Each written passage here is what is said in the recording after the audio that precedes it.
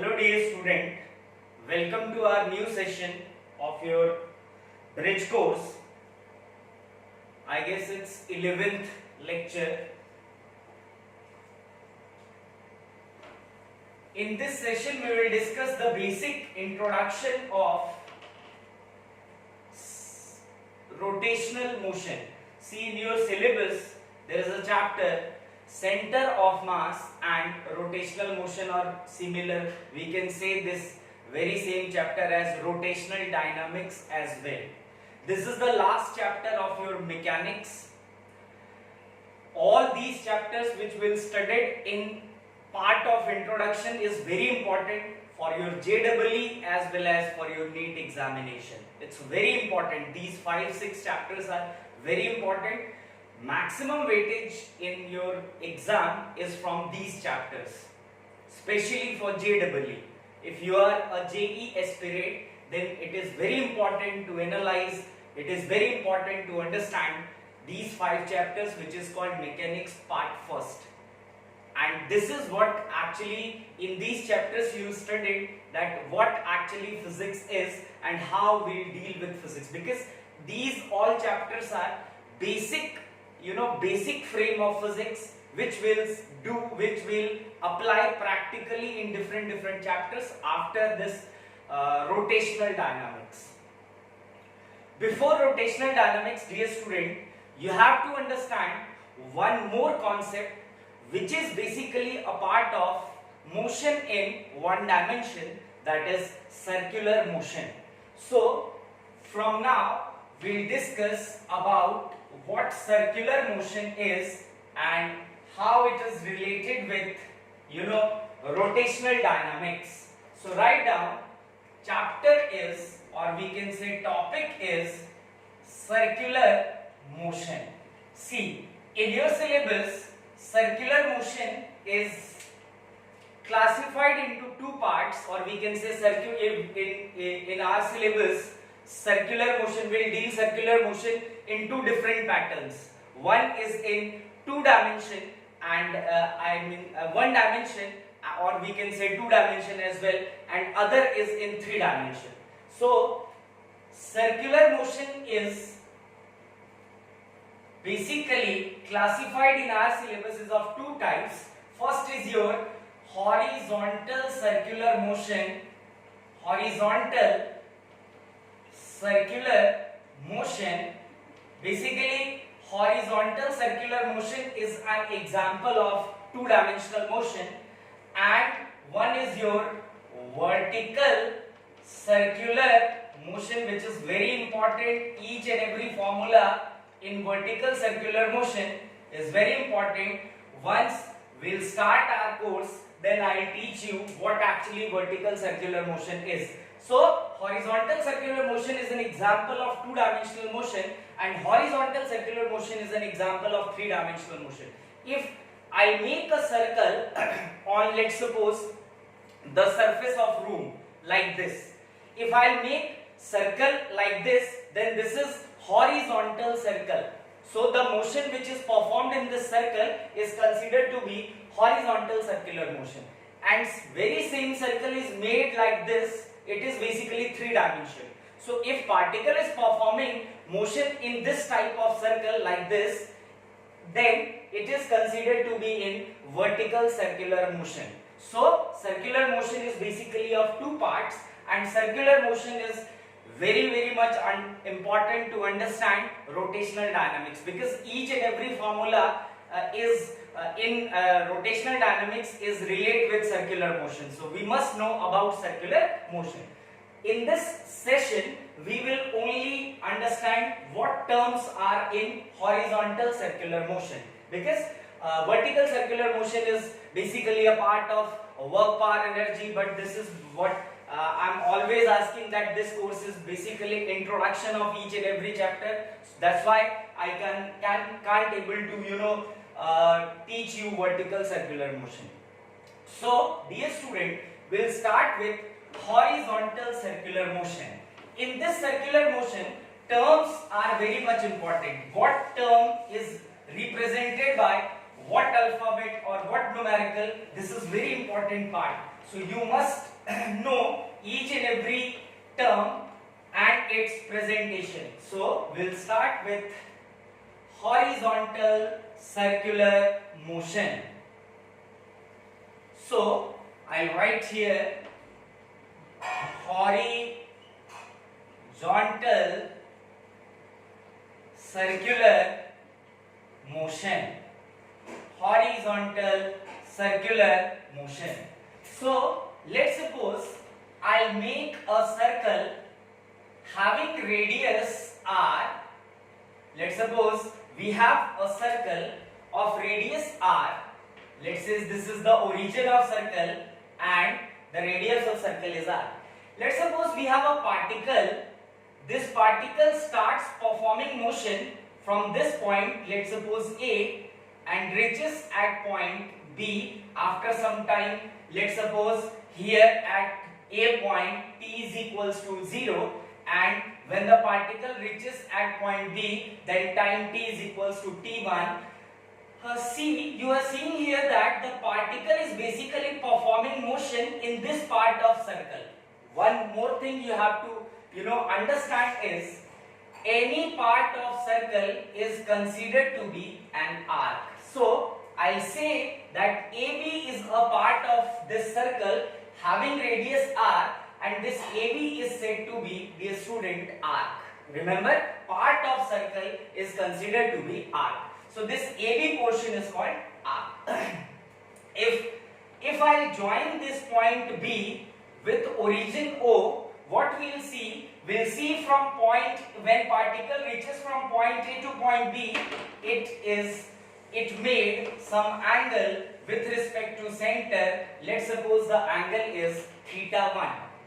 Let's suppose the particle again after some time t is equals to t2, particle reaches at point C.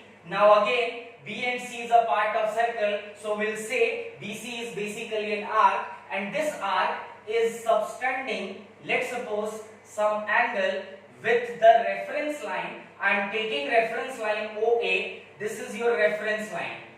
Reference line means from which line will make angle. So this is basically OA is reference line, and the particle is moving from point A to point B in time t is equals to 0 to t is equals to t1. After some time, let's suppose the particle is reaches from point B to point B in time period t1 to t2. So let's suppose this line is also, this part of arc is also subtending some angle. Let's suppose this angle is θ2. So what we'll see here? We'll see here that the particle is performing motion from point O to point B and from point B to point C in time t is equals to 0 to t is equals to t1, and from time t is equals to t1 to time t is equals to t2. Both the part of circle is basically an arc, and this arc is making, or we can say subtended, angle θ1 and θ2 from the center. So dear student, this is basically circular motion. So each and every term will be must be relate with circular motion instead of displacement. See, when the particle is in rectilinear motion, or we can say when the particle is in linear motion, or we can say the particle is in straight line motion, then we use a term called displacement. But if the particle is performing circular motion, then instead of displacement we will use a new term called angular displacement. Remember, angular displacement. When the particle is performing circular motion, then instead of displacement we use angular displacement. And angular displacement, dear student, is presented by theta. Remember, angular displacement is presented by theta, first term. Second term in circular motion is when the particle is in straight line motion, we will say particle consists some velocity. Particle consists some velocity. See, displacement is word which relate with linear motion. Again, velocity is word which is relate with linear motion, or we can say motion in straight line. Now, if particle is performing circular motion, then instead of velocity, we'll use word angular velocity. Remember, angular velocity. So, if the particle is performing circular motion, then instead of velocity, we'll use term angular velocity, and it is presented by omega. This W is basically omega. Now, third term. So, dear student, when the particle is in straight line motion, then we'll say, if velocity changes, then we'll say particle carry some acceleration. Again, acceleration is a word which is used in one dimension motion, or we can say rectilinear motion, or we can say straight line motion.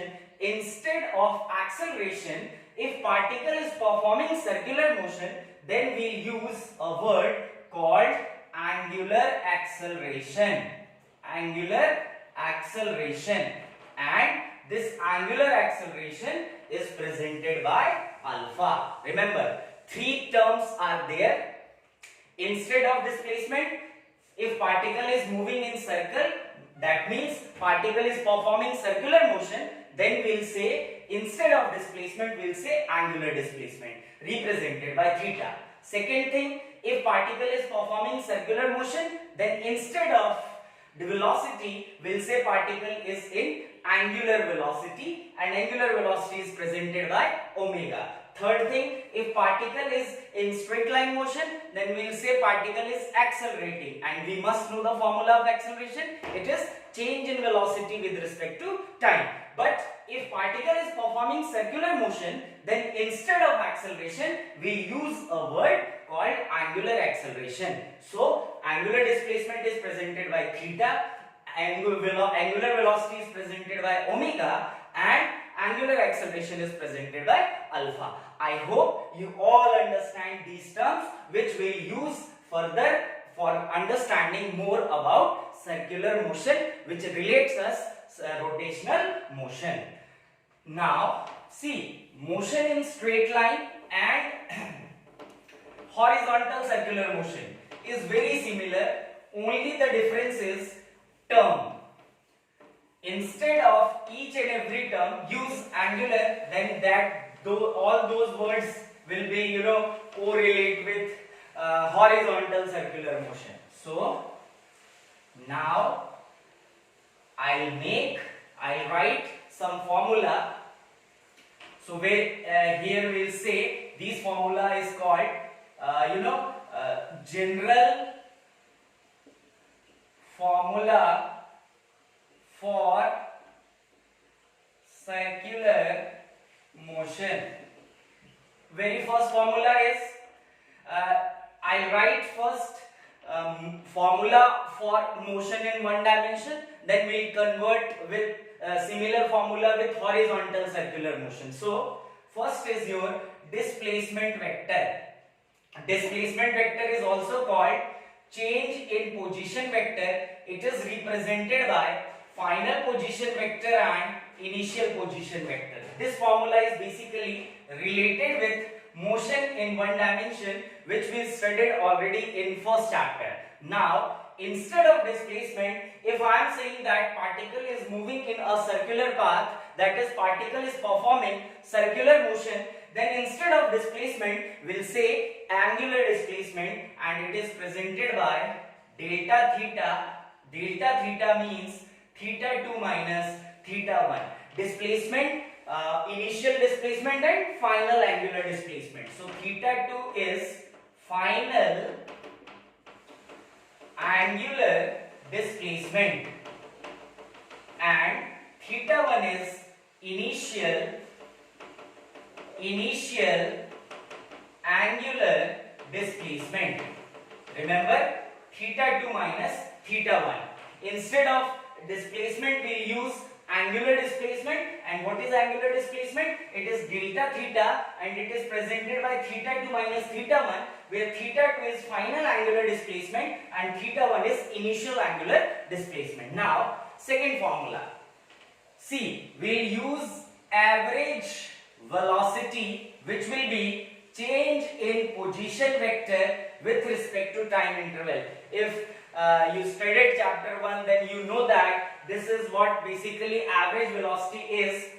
Average velocity is basically equals to change in position vector upon change in time, that is delta t. Now, instead of average velocity, we'll use angular average velocity. So, instead of V average, we'll write omega average, where omega average is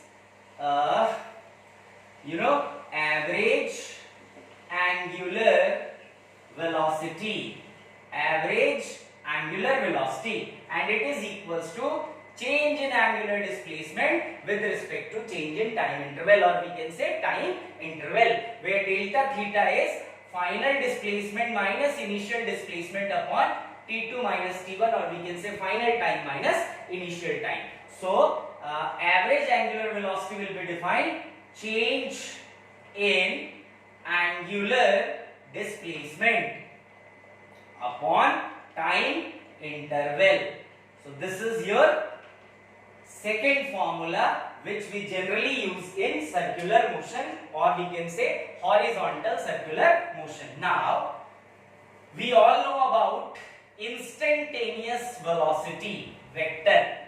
Instantaneous velocity vector. So, third is your instantaneous velocity vector, which is presented by simple v, which is equals to small change in position vector upon dt, or we can say change in time. This is actually differentiation of position vector, or we can say differentiation of displacement with respect to time. We'll get velocity. So, instead of velocity, now we'll use this formula called instantaneous angular velocity. So, we'll use for writing instantaneous angular velocity, I use only omega.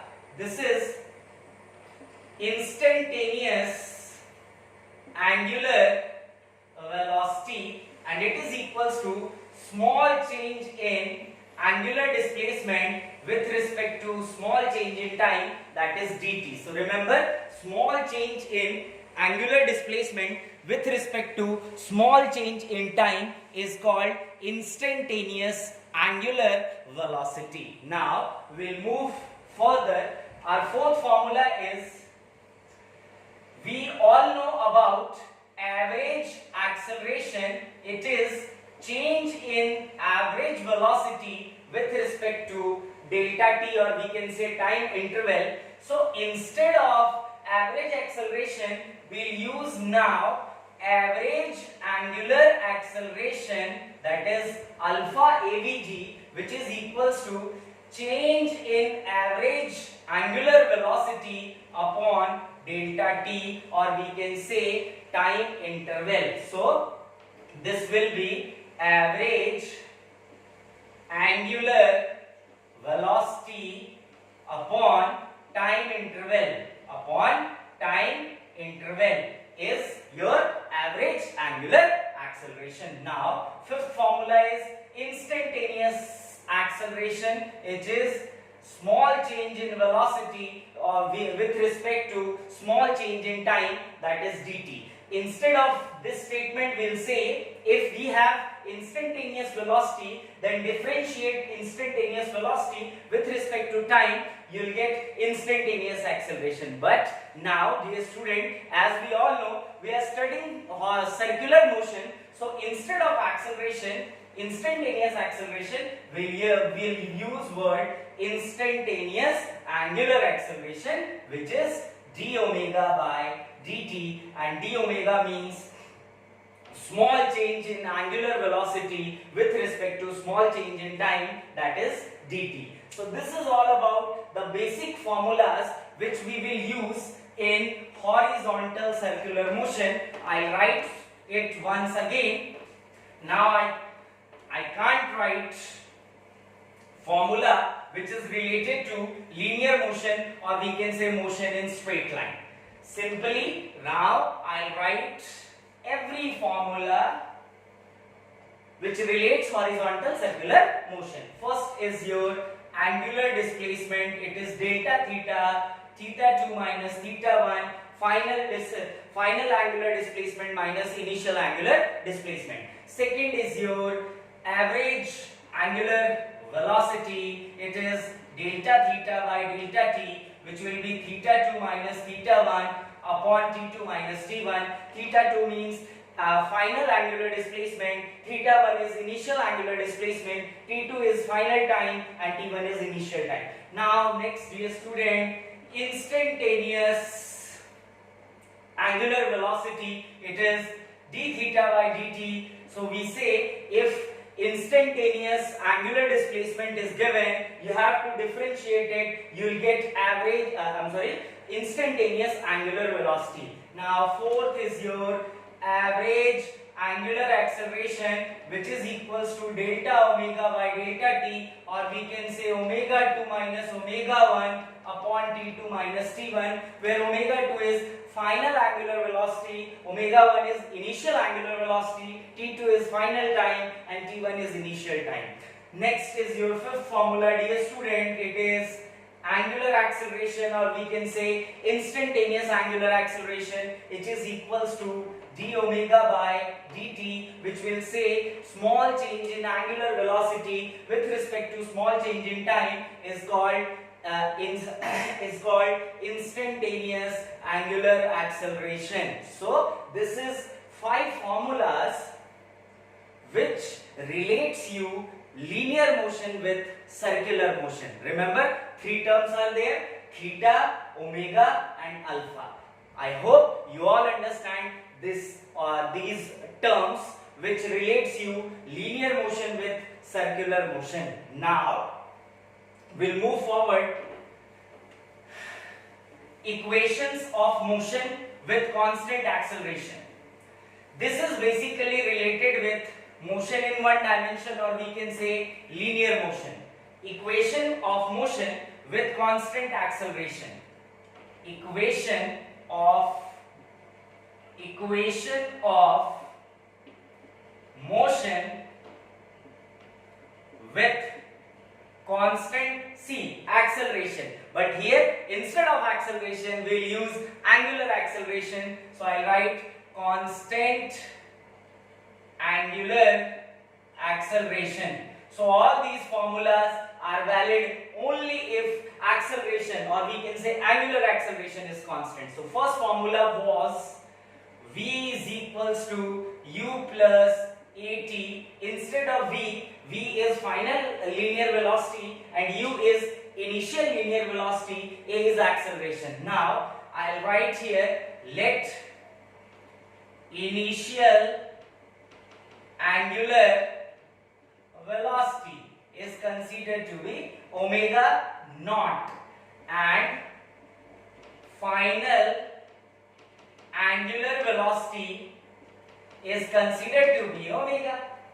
Let's suppose initial angular velocity is omega naught and final angular velocity is omega. So instead of v we will write omega, and instead of v we will write omega naught, because v is final velocity of particle and u is initial velocity of particle. But these terms are related with linear motion. Now we are dealing with circular motion. So instead of v I'll write omega, instead of u I'll write omega naught. So what we'll get? We'll get omega is equals to omega naught plus a is acceleration. Instead of acceleration, now you must know alpha is there. So alpha t. This is your first equation of motion with constant angular acceleration if the particle is performing circular motion. Similarly, how we'll get this derivation? It is with the help of integration.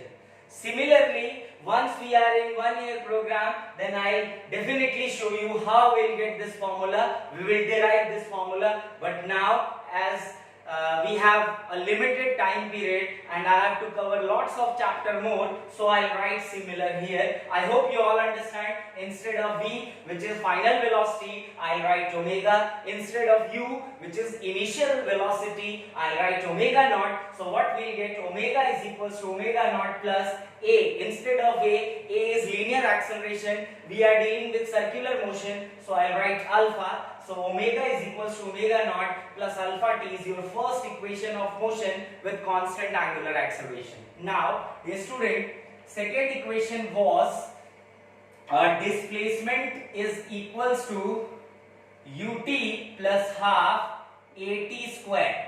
So instead of displacement, this equation is basically related with linear motion, but now we are in circular motion. So instead of displacement, I'll write angular displacement, and we all know angular displacement is presented by, dear student, theta. So I'll write here theta is equals to, u is your initial velocity, and instead of velocity I'll write angular velocity, and initial angular velocity for us is omega naught. So I write here omega naught t plus half. A represents itself as acceleration, but we are dealing again circular motion. So instead of A, I write alpha. So it is theta is equals to omega naught t plus half alpha t square. This is our second equation of motion with constant angular acceleration. See, all the things are similar, but concepts are similar, but instead of we'll replace terms. Third equation of motion, which is v square minus u square is equals to 2as, where s is displacement, a is acceleration, v is final velocity, and u is initial velocity. So we all know, as we are dealing with circular motion, so instead of v, which is final velocity, I write final angular velocity, which is omega. So I write here omega square minus u is initial velocity. Instead of velocity, I write angular velocity. So initial angular velocity for us is omega naught. I write omega naught square is equals to 2. Instead of a is acceleration, but we are dealing with circular motion. So instead of a, I write alpha, and instead of displacement, I write angular displacement. It is theta. See, dear student, all the terms are vector whatsoever they are. If it is velocity or angular velocity, if it is acceleration or angular acceleration, if it is displacement or angular displacement, these all terms are vector. So this is all about three equations of motion with constant angular acceleration. First is your omega is equals to omega naught plus alpha t. Second is your theta is equals to omega naught t plus half alpha t square. And third equation of constant angular acceleration is omega square minus omega naught square is equals to 2 alpha theta. So this is all about v square minus u square is equals to 2as, s is equals to ut plus half at square, and third equation is v is equals to u plus at. So this is all about all the three equations of motion with constant acceleration. These equations relate you linear motion with circular motion. Now we'll move forward. This is again very important topic. You must know each and every formula and how it is applied. For year-long course, the very important part of physics is most of the students understand the concept, but how to apply that concept in form of application is pretty difficult for lots of students. But if you know each and every concept, then it is easy for you to apply the formula, or we can say apply the concept on any application. To try to understand the concept, not to grab the concept. Instead of grabbing, you have to understand the concept. Then only you'll understand physics, because it is most complicated subject among all the three main subjects, that is physics, chemistry, biology, or we can say physics, chemistry or maths. So moving forward, dear student, I'll teach you, we have three different unit vectors. This is x-axis, this is y-axis, and this is z-axis. I'll already tell you that when we have to present the direction in physics, we will introduce unit vector. The term is unit vector. I'll already tell you these vectors are used, unit vector. These vectors are used only to define the direction, and the magnitude of these vectors are, if we have a unit vector, let's suppose A cap, then its magnitude of A cap is 1. Remember this thing, the magnitude of any unit vector is 1, and unit vector is only used, it is only used to give the direction of motion of particles. See, it is only used to give the direction of motion of particle. So, unit vector is basically a vector which is used to give the direction of any particle in physics, and the magnitude of unit vector is 1. Remember this thing? We have any unit vector. If we have any unit vector, here I am taking A cap, that means A unit vector. So magnitude of A unit vector is, remember, 1, and unit vector is only used to give the direction of motion in physics. So dear student, we all know about unit vector, basic unit vector, that is we have 3 unit vectors. One is along x-axis, it is I cap. Along y-axis it is j cap, and along z-axis it is k cap. And we all know magnitude of I cap, magnitude of j cap, and magnitude of k cap is 1. The magnitude of any unit vector is 1. But now we are dealing with circular motion, so we'll start dealing with 2 different unit vectors. One is your radial unit vector, and second is your tangential unit vector. We will introduce 2 more unit vector. So overall we have 3 this and 2, 3, 2, 5. 5 unit vectors. Where in 11th we are using 5 unit vectors. So when the particle is in circular motion, we will be introducing 2 new unit vectors. 2 new unit vectors. Write down, if the particle is in circular motion, if the particle is in circular motion, then we'll use 2 different unit vectors.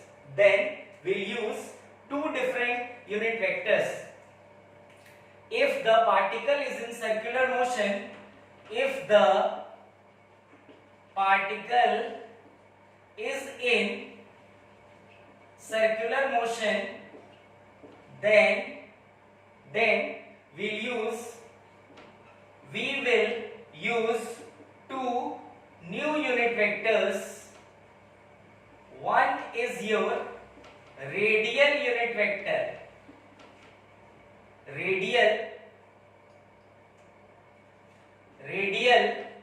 unit vector, and see, dear student, radial unit vector is presented by r cap, and second is your tangential unit vector, which is represented by t cap. See, these are unit vectors. So again their magnitudes are 1.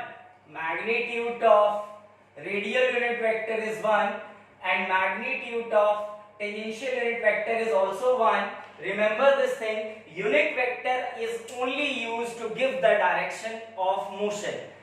When we are dealing with 1-dimension motion or 2-dimension motion or 3-dimension motion in straight line, then we will use I cap, j cap and k cap. I cap is unit vector along x-axis, j cap is unit vector along y-axis, and k cap is unit vector along z-axis. But dear student, if the particle is in circular motion, then we have to introduce 2 more unit vectors to understand the concept of circular motion, because circular motion is very different with straight line motion. So we will introduce 2 new unit vectors. One is your radial unit vector and second is your tangential unit vector. Again I am saying, any kind of unit vector, we have any unit vector, either a cap, I cap, j cap, k cap, or r cap or t cap or a cap or b cap, any unit vector, it carry only magnitude is equals to 1. So radial unit vector is represented by r cap and tangential unit vector is represented by, dear student, t cap. Now we'll discuss more about radial unit vector and tangential unit vector. So write down. First we have to discuss radial unit vector. So write down radial unit vector. Radial unit vector. What actually radial unit vector is? See, we are discussing radial unit vector. So this unit vector is used when the particle is in circular motion. So I write here radial unit vector. So this is presented by r cap. Very first point what I am writing here is this unit vector. This unit vector is used if the particle is in circular motion. Why this unit vector is called radial unit vector? Now I am explaining. Let's suppose we have a circle. This is your y-axis and this is your x-axis. Dear student, I am explaining what radial unit vector is and why this unit vector is called radial unit vector. See, this is the radius of circular tract, let's say r. A particle is moving, let's suppose from here to here. This angle is theta. See, if I am drawing a line like this, then this line is considered to be tangent. Why tangent, dear student? Because any point, by taking a reference on or of point, if we draw any line on part of circle, then that line is called tangent. And this is the perpendicular line which I will make by taking reference of tangent. So this perpendicular line is called normal. Every line which is perpendicular to tangent is called normal. Now the unit vector which lies along the line of normal, see, which lies along the normal is called radial unit vector. Radial unit vector is also called normal unit vector as well, because this unit vector lies in radial, in normal line. So you are seeing here that this radial unit vector is away from radius, or we can say this radial unit vector is lies on line which is considered to be radius. That's why this unit vector is said to be radial unit vector. So what is radial unit vector? It is a unit vector which is radially outward. Radially outward. See, radial means the line which is basically supporting line of radius. So you are seeing here that this line is basically radius, and radial unit vector lies on this line as well. So we can say this r vector is called radial unit vector. I am writing here the unit vector which lies radially outward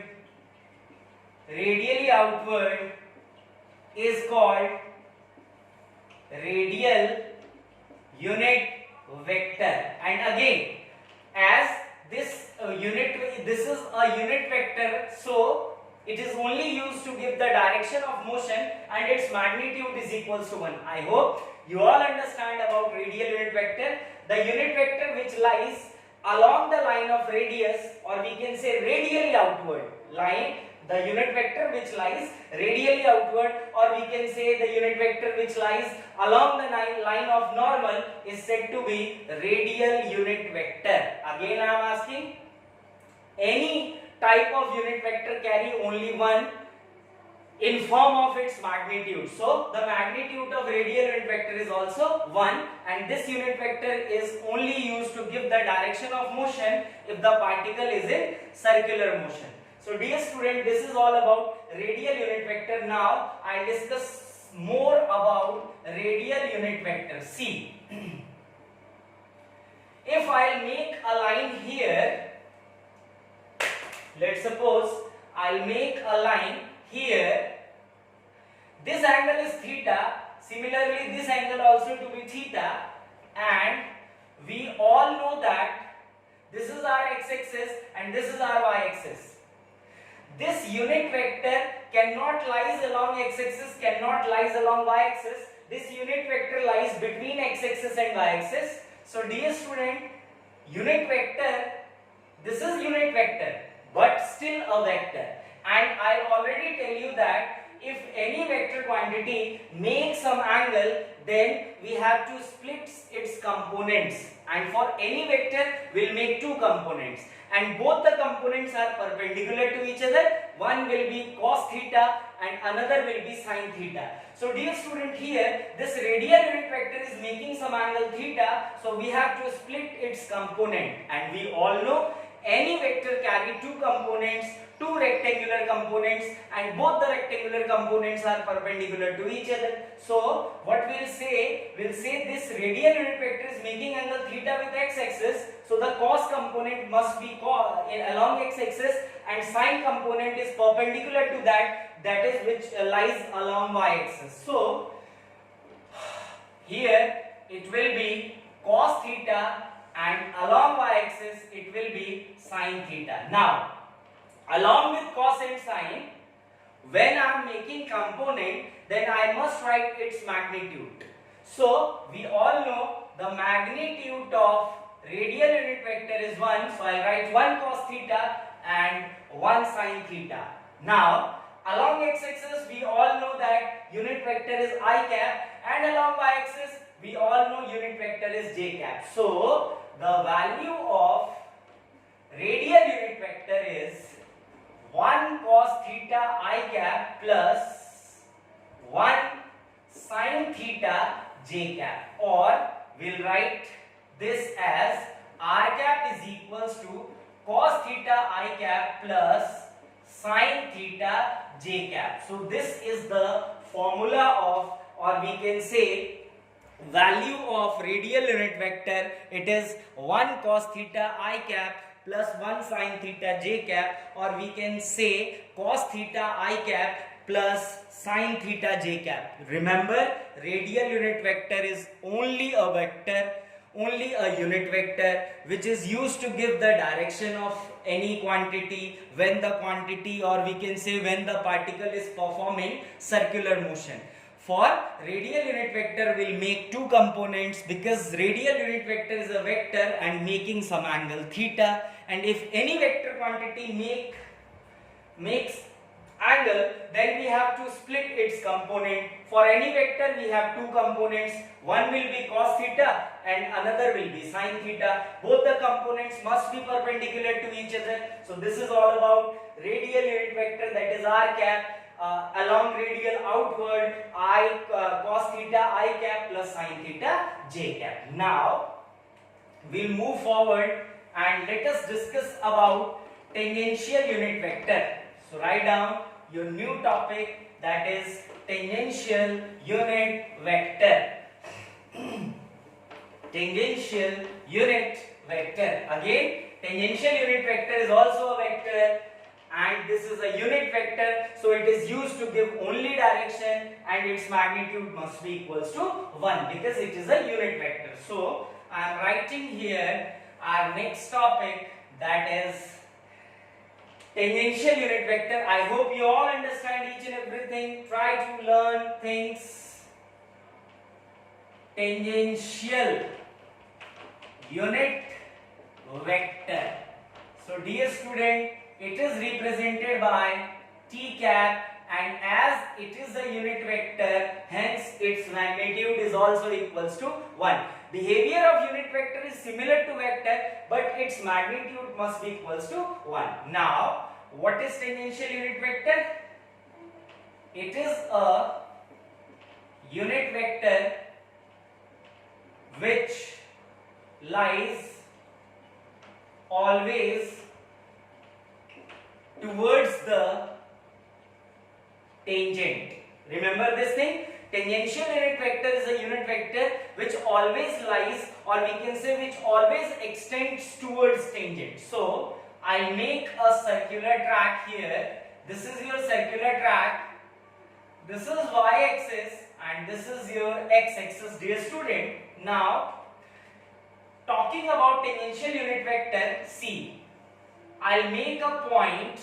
This is your normal and this line is tangent. So, this is your tangent line. Let's suppose this angle is theta and the radius of circular track is, let's suppose, r. So, this line is perpendicular to tangent. So, we'll call this line as normal and I'll make this line is tangent. Along this line, a unit vector is lying. This unit vector is called, dear student, tangential unit vector. So, the unit vector which lies along the direction of tangent is called tangential unit vector. So, this is your tangential unit vector, that is t cap. See, I'll drop here, I'll make here x-axis and y-axis. So, this is your theta. So, again this angle is 90, this will be 90 theta, this will be 90 minus theta, again this angle will be theta. Now, if you are seeing here that this tangential unit vector cannot lies along x-axis or along y-axis. So, we have to make its component because unit vector, because this is a vector and making some angle theta. And we all know this is very important point that if any vector quantity makes some angle, then you have to break its component. And any vector carry two components, one will be cos and second will be sine. Here you are seeing this tangential unit vector is making angle theta with y-axis. So the cos component must lie along y-axis and perpendicular to y it is x. So we'll write here along y it is cos theta and perpendicular. So along this direction it is sine theta. Now dear student, we all know along y-axis unit vector is j cap and along negative x-axis unit vector is minus I cap. You are seeing here this sine component is not along positive x-axis, this sine component is along negative x-axis. That's why I'll use minus I cap. And we all know the magnitude of t cap is equals to 1. So for component along with cos and sine, we have to write the magnitude of vector as well. So t cap magnitude is 1. So 1 cos theta j cap and 1 sine theta minus I cap. So I'll write here the value of tangential unit vector t cap is equals to 1 sine theta minus I cap plus 1 cos theta and j cap. So instead of t cap I write minus sine theta I cap plus cos theta j cap. Remember, when you are writing the value of vector, then either it will be sine or it will be cos. You have to first write I cap then j cap. Here sine is along with I and cos is along with j. So we have the value of tangential unit vector is minus sine theta I cap plus cos theta j cap. Dear student, why negative? Because sine component is lies along negative x-axis. So I hope you all understand about radial unit vector and tangential unit vector. What radial unit vector is and what tangential unit vector is. These unit vectors are used only in circular motion or only in any kind of motion, or we will use this in rotational motion as well. In next lecture I will tell you what is the basic difference between circular motion and rotational motion.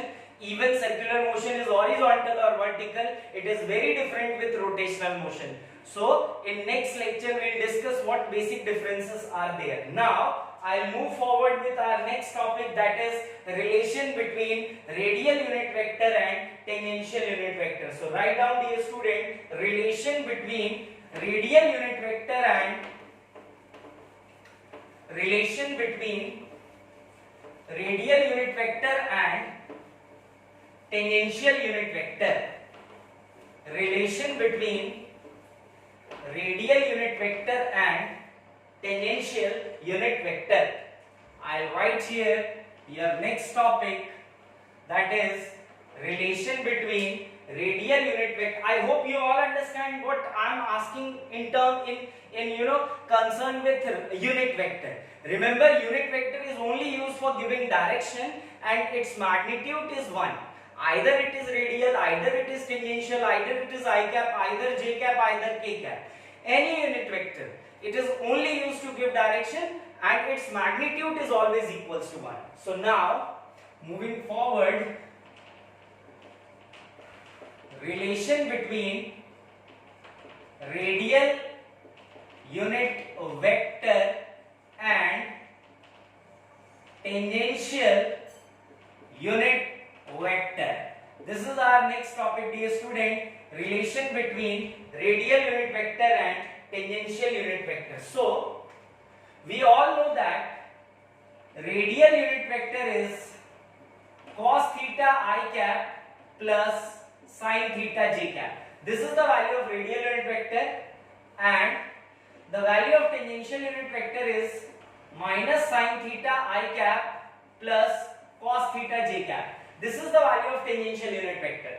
So, if I differentiate radial unit vector, see here the variable term is theta, so I differentiate radial unit vector with respect to theta. Differentiation of r cap with respect to d theta, what will get, dear student? D over d theta r cap, which will be equals to d over d theta.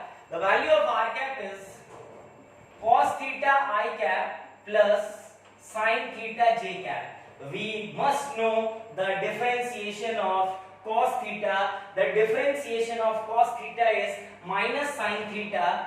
So I write minus sin theta I cap plus differentiation of sin theta is cos theta. So I write here cos theta j cap. So this is basically differentiation of radial unit vector with respect to theta. Now compare this with tangential unit vector. You will see the value of tangential unit vector is minus sin theta I cap plus cos theta j cap. So what we will see here? We will see here that if we will differentiate radial unit vector with respect to theta, we will get what, beta? Tangential unit vector. So I will write here differentiation of radial unit vector with respect to d theta will get the value of tangential unit vector. Now it's time to differentiate tangential unit vector with respect to theta. Let's see what we'll get. So now I'll differentiate tangential unit vector with respect to d theta. Second is your differentiation of t cap with respect to d theta. We must know the value of t cap. It is minus sin theta I cap plus cos theta j cap. So dear student, let's differentiate dt cap by d theta is equals to d over d theta minus sin theta I cap plus cos theta j cap. As we all know, the differentiation of sine is cos. So I write here minus cos theta I cap, and again differentiation of cos is minus sine. So I write minus sine theta j cap. Taking common negative, it is cos theta I cap plus sine theta j cap. What you will see here? You will see here, if I differentiate t cap with respect to d theta, that is differentiation of tangential unit vector with respect to theta, this is the value of radial unit vector. What will get? Minus r cap, not r cap. Negative is also there, so minus r cap. So what we will see here, if we will differentiate radial unit vector with respect to d theta, we will get tangential unit vector. But if we are doing differentiation of tangential unit vector with respect to d theta, we will get negative of radial unit vector. So what is the meaning of negative of radial unit vector? I am showing here. Let's suppose this is a circular track. This is our y-axis and x-axis. This line is radial unit vector, but I am talking minus r cap. So minus r cap means opposite to r cap. That means towards center. Remember this thing, towards center. So this is all about the relation between tangential unit vector and radial unit vector. Now we'll discuss more about formula. Write down next heading, formula of linear motion. Formula of linear motion if particle. Formula of linear motion if particle is performing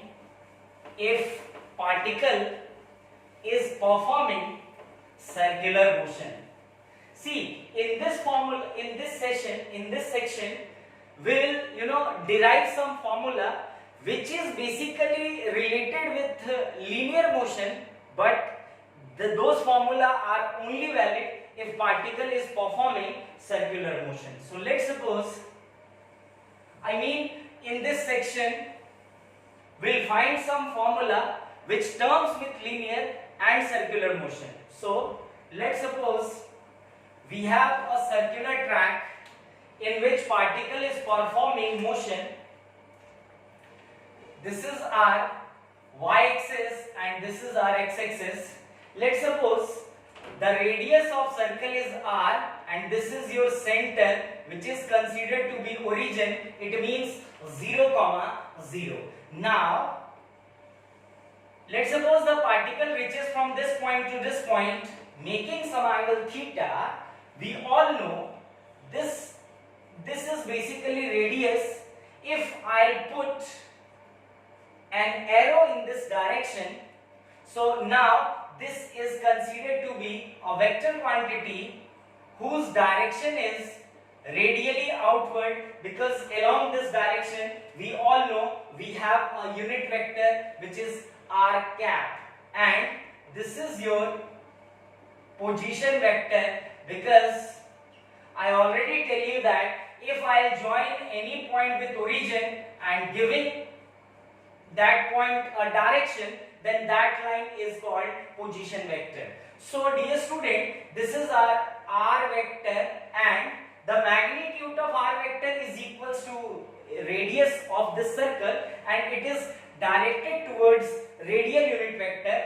So I'll say r vector is equals to r cap. R is basically magnitude of the unit vector, which is equals to radius of circle, and r cap is, dear student,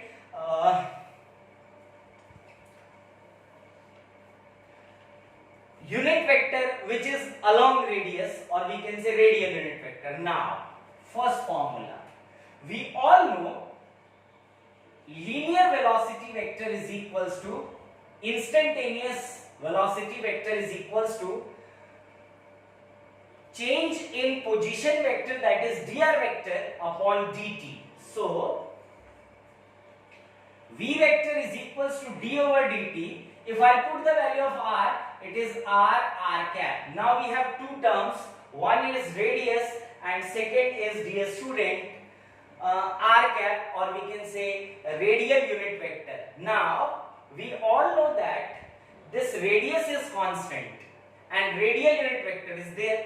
So what I will make here, that this r is basically comes outside. So what we'll get v vector is equals to r comes outside, d over dt r cap. Now we all know that if we differentiate radial unit vector with respect to theta, we'll get tangential unit vector. Here the differentiation is there with radial unit vector but with respect to dt. So what I will do here is multiply and divide by d theta in RHS this side. So what we'll get, dear student, it is v vector is equals to r d over dt r cap multiply d theta over d theta. So dr cap by d theta, what it is equals to? It is equals to t cap. So v vector is equals to, and d theta by dt, it is equals to omega. So what we'll get? R omega t cap. R omega t cap. Why r omega t cap? Because r is there and d theta by dt, change in angular displacement with respect to time, is basically angular velocity, what we already see in this session itself in starting portion. So it is omega, and differentiation of radial unit vector with respect to theta is tangential unit vector. So v vector is equals to r omega t cap. Remember, r omega t cap. R is radius, omega is angular velocity, and t cap is tangential unit vector. So what it implies? It implies that if we have any particle which is performing circular motion, let's suppose this is a circle and here it is a particle. So v is basically linear velocity. Remember, v is linear velocity. So if we have a particle which is performing motion in circle, then its linear velocity is towards tangent. Remember, linear velocity is towards tangent. T cap is unit vector, and unit vector gives direction, what I already tell you. So the magnitude of this linear velocity is r omega and its direction is t cap. So it is r omega at any point. See, if particle reaches at this point, then its linear velocity is towards tangent and magnitude is r omega.